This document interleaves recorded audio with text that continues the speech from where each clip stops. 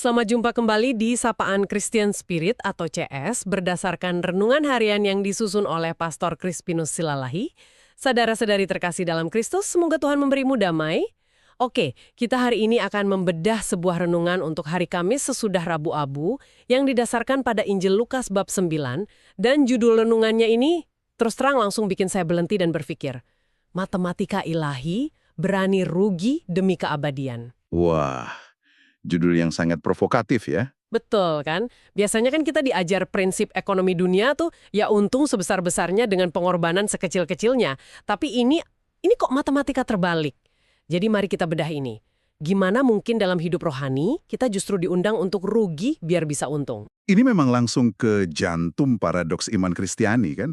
Konsep ini benar-benar menjungkir balikan logika standar kita. Di dunia bisnis atau bahkan pengembangan diri sekuler, idenya kan selalu akumulasi. Kumpulin aset, kumpulin skill, kumpulin pengaruh.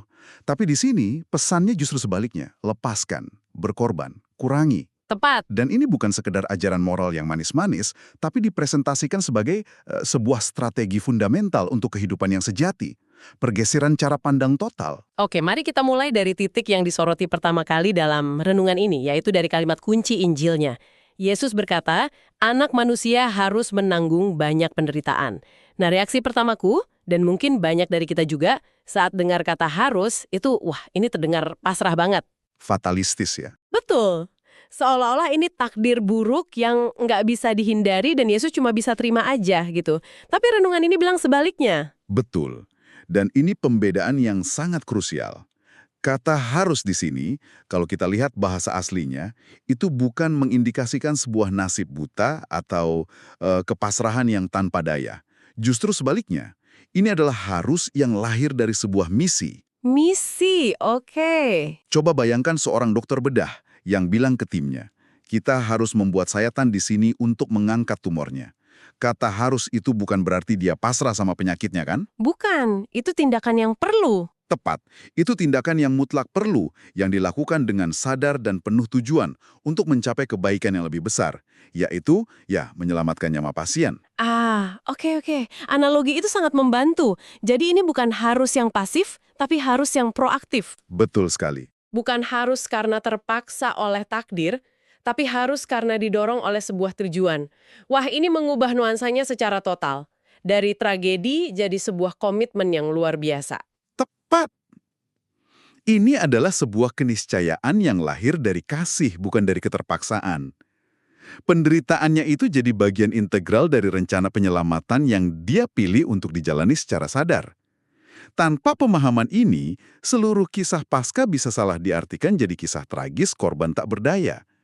Padahal ini kisah pahlawan yang pegang kendali penuh atas misinya. Oke, nah disinilah bagian yang jadi sangat menarik buat saya. Dan saya rasa ini inti dari renungan ini. Renungan ini menyoroti sebuah detail kecil yang spesifik dari Injil Lukas, yang tidak ada di versi Injil Matius atau Markus. Waktu Yesus menetapkan syarat untuk mengikutinya, Lukas menambahkan dua kata krusial. Barang siapa mau mengikut aku, ia harus menyangkal dirinya, memikul salibnya setiap hari, dan mengikut aku. Setiap hari. Setiap hari, dua kata ini rasanya kayak bom kecil yang mengubah segalanya kan? Ini memindahkan ide salib dari sesuatu yang epik sekali seumur hidup menjadi sesuatu yang terjadi di Senin pagi saat alarm bunyi. Persis. Frasa setiap hari itu adalah kunci emas dari Lukas. Dia seolah-olah mengambil konsep salib yang megah, yang mungkin terasa jauh bagi orang biasa, dan membawanya turun ke bumi. Ke dapur kita ya. Betul. Ke dapur kita, ke lalu lintas yang macet, ke rapat yang membosankan. Ini adalah, demokratisasi penderitaan dan kemuridan. Mengikut Kristus bukan lagi cuma soal kesiapan untuk mati sebagai martir, yang mana itu panggilan luar biasa bagi sebagian orang. Tapi bagi kita semua, kemuridan adalah sebuah proses. Kesetiaan yang diuji dalam rutinitas harian yang seringkali nggak glamor dan nggak dilihat siapa-siapa. Ini menghubungkan ajaran yang agung dengan kenyataan hidup yang kadang membosankan ya. Renungan ini juga mengutip ajaran Santo Yohanes Paulus II, bahwa penderitaan kita, mau itu sakit gigi, kecewa karena proyek ditolak, atau kesedihan mendalam, semuanya bisa jadi bermakna. Asal kita secara sadar menyatukannya dengan pengorbanan Kristus. Tapi aku mau tanya sedikit di sini. Bukankah ada bahaya ini bisa disalahartikan sebagai, ya udah terima saja nasib burukmu, jangan lakukan apa-apa? Pertanyaan bagus sekali. Dan renungan ini juga berusaha memperjelasnya. Ini bukan masokisme, Bukan mencintai rasa sakit. bukan sama sekali. Kita tidak diundang untuk mencari-cari penderitaan. Kalau ban mobilmu kempes, ya kamu ganti bannya. Bukan malah bilang, ini salib harianku. Iman tidak meniadakan akal sehat. Oke. Poinnya adalah tentang apa yang kita lakukan dengan penderitaan yang tidak bisa dihindari, yang merupakan bagian dari hidup. Kekecewaan, batasan fisik, gesekan dengan orang lain. Nah, alih-alih meratapinya atau jadi pahit karenanya, kita diundang untuk mengubahnya menjadi persembahan. Mengubah energinya dari energi keluhan jadi energi persembahan, kasih. Aku suka sekali analogi dari para bapak gereja yang dikutip dalam renungan bahwa salib itu sebuah sekolah. Iya. Sekolah di mana ego kita dimatikan supaya Kristus bisa hidup di dalam kita. Metafora ini kuat sekali sih. Karena sekolah itu tempat kita belajar dan dilatih, bukan tempat kita dihukum tanpa tujuan. Jadi salib harian ini kurikulumnya. Kurikulum untuk melatih otot spiritual kita, terutama otot untuk melepaskan ilusi kontrol. Ilusi kontrol. Ego kita itu kan kayak manajer mikro yang obsesif kan? Dia membisikkan ke telinga kita bahwa bahagia itu cuma tercapai kalau semua berjalan sesuai rencana kita. Kalau kita bisa kendalikan semua variabel. Nah, sekolah salib ini setiap hari kasih kita pelajaran praktis bahwa kita nggak pegang kendali. Rencana bisa gagal, orang lain bisa mengecewakan, tubuh bisa sakit. Dan di setiap momen itu, kita punya pilihan. Memberontak dan marah, atau menyerah pada kehendak Tuhan yang lebih besar. Percaya bahwa bahkan dalam kekacauan ini, ada tujuan yang lebih tinggi. Di sanalah ego kita menyusut, dan ruang bagi Kristus di dalam diri kita meluas. Oke, jadi mari kita buat ini jadi sangat praktis. Karena disinilah intinya, terutama di masa prapaskah seperti sekarang. Renungan ini kasih beberapa contoh, tapi ayo kita bedah lebih dalam. Salah satunya menghadapi rekan kerja yang sulit. Saran praktisnya pilih untuk sabar. Tapi aku masih agak bingung di sini. Di mana batas antara memikul salib dengan kesabaran dan menjadi keset, alias pasif dan membiarkan diri kita diinjak-injak? Ini pertanyaan yang sangat penting. Dan jawabannya terletak pada motivasi internal, bukan sekedar tindakan eksternal. Oke. Menjadi keset itu biasanya pasif dan lahir dari rasa takut. Takut konflik, takut nggak disukai. Sementara memikul salib dalam konteks ini adalah sebuah tindakan aktif dan sadar yang lahir dari kasih. Dari luar mungkin kelihatannya sama. Misalnya, dalam dua skenario itu, kamu mungkin sama-sama nggak balas email sinis dari rekan kerjamu dengan kalimat yang lebih tajam. Oke, jadi perbedaannya di kenapanya lah. Tepat sekali. Si keset nggak membalas karena dia takut situasinya jadi lebih runyam. Si pemikul salib nggak membalas sebagai sebuah pilihan sadar untuk tidak menuang bensin ke dalam api. Dia memilih mengorbankan kepuasan sesaat dari memenangkan perdebatan demi kebaikan yang lebih besar. Kedamaian di tempat kerja, atau bahkan demi orang itu sendiri. Wah, oke. Bahkan, memikul salib bisa jadi justru berarti melakukan percakapan yang sulit dengan rekan itu. Mungkin salibnya adalah keberanian untuk berkata dengan jujur dan lembut, "Cara kamu bicara kemarin itu menyakitkan buat saya." Daripada hanya diam dan memendam dendam. Wah, itu sudut pandang yang mengubah permainan.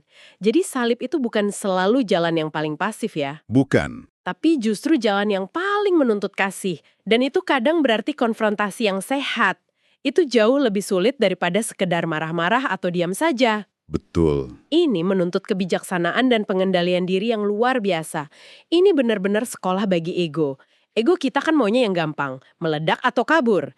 Jalan tengah yang penuh kasih ini yang sulit. Dan ini membawa kita kembali ke matematika ilahi tadi. Iya? Keuntungan duniawi yang instan adalah kepuasan membalas email pedas itu. Rasanya menang. Tapi ongkosnya apa? Kedamaian batinmu hilang, suasana kerja jadi tegang. Kamu mungkin untung 1 poin ego, tapi rugi dalam hal ketenangan jiwa. Sebaliknya, saat kamu memilih jalan yang lebih sulit, kamu mungkin merasa rugi karena nggak bisa melampiaskan amarah, tapi kamu untung dalam hal integritas dan kedamaian jangka panjang. Contoh lain yang diangkat renungan adalah menahan diri dari keinginan belanja yang tidak perlu. Ini lebih bersifat internal ya, bukan interpersonal. Gimana ini masuk ke kerangkan memikul salib? Ini adalah contoh salib harian yang sangat modern dan relevan. Budaya konsumerisme modern itu kan mesin raksasa yang dirancang untuk membesarkan ego kita. Iklan-iklan membisikkan, kamu pantas mendapatkan ini. Beli ini dan kamu akan bahagia. Identitasmu ditentukan oleh apa yang kamu miliki. Setiap kali kita menahan impuls untuk beli sesuatu yang nggak benar-benar kita butuhkan, itu adalah sebuah tindakan pemberontakan kecil. Itu adalah latihan spiritual. Kamu sedang berkata ke egomu dan kebudayaan di sekitarmu, kebahagiaanku tidak bergantung pada barang ini. Itu penyangkalan diri dalam bentuk yang sangat konkret ya. Betul. Kamu rugi kenikmatan sesaat dari dapat barang baru, tapi kamu untung kebebasan dari perbudakan keinginan. Jadi pada dasarnya setiap kali ada gesekan antara apa yang diinginkan ego kita secara instan kenyamanan, kepuasan pembenaran diri, dengan apa yang dituntut oleh kasih, disitulah letak salib harian kita. Tepat, Dan memilih kasih adalah tindakan memikul salib itu. tepat. Dan itu bisa terjadi puluhan kali dalam sehari. Mulai dari memilih untuk bangun dari tempat tidur saat alarm berbunyi, alih-alih menekan tombol snooze, sampai memilih untuk mendengarkan cerita pasanganmu dengan sungguh-sungguh, padahal kamu lelah.